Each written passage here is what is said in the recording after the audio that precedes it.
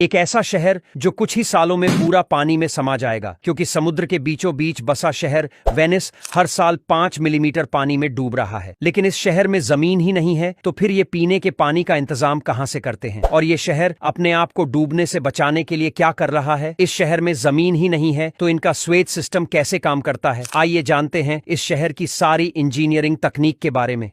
Roman empire के लोगों पर जब कई बार बेरियन ट्राइब्स ने हमला किया, तो वहां के लोगों ने समुद्र में बने करीबी आइलैंड्स पर भागना शुरू कर दिया। ये आइलैंड सहेली झील से बने थे, जिनकी मिट्टी इतनी नरम थी कि इंसान तक उसके ऊपर खड़ा नहीं हो सकता था। दरअसल लोगों ने ऐसा किया कि लकड़ी के तनों को ठोक ठोक कर अंदर गाड़ा, और 5 मीटर अंदर जाकर ये तने अपनी ग्रिप सख्त मिट्टी के साथ जमीन में बना लेते थे। इसके बाद इन पाइप्स के ऊपर लकड़ी के पट्ट बिछाए गए, और इस फाउंडेशन को पानी के लेवल से थोड़ा ऊपर उठाने के लिए स्पेशल लाइमस्टोन के ब्लॉक्स रखे गए। यही सिंपल कॉम्बिनेशन एक मजबूत फाउंडेशन बन गया, और हजारों साल पहले जो यह लकड़ी गाड़ी गई थी, वह आज भी परफेक्ट कंडीशन में है। पहले तो यहाँ के लोगों ने इस फाउंडेशन के ऊपर लकड़ी के घर बनाए, लेकिन कुकिंग करते समय उनमें आग लग जाती थी। फिर लोगों ने ईंटों के घर बनाना शुरू कर दिया। यह ध्यान रखा जाता था कि घर 3 मंजिल से ज्यादा ऊंचा ना हो। ईंटों के बीच लाइमस्टोन के पाउडर से गाढ़ा मसाला डाला गया,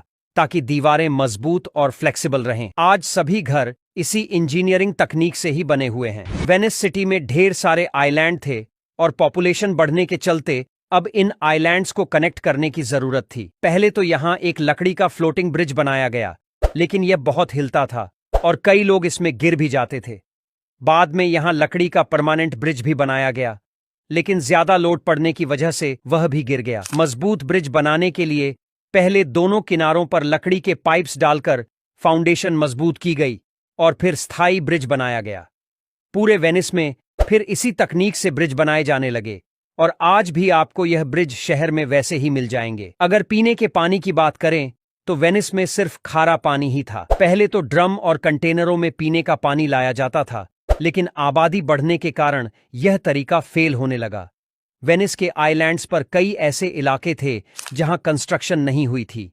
अब उन आइलैंड्स पर बारिश के पानी को जमा करने के लिए गहरे गड्ढे खोदे गए, और उनकी दीवारों को मिट्टी और गाढ़े से वाटरप्रूफ बनाया गया। इन गड्ढों में कुएं बनाए गए, जिनके आसपास रेत और पत्थर डाले गए, और फिर उसके ऊपर टाइल्स लगाकर प्लेन सरफेस बना दिया गया। उस सरफेस पर कुछ सुराख छोड़े गए, जहां से बारिश का पानी नीचे जाता और प्राकृतिक प्रक्रिया से फिल्टर होता।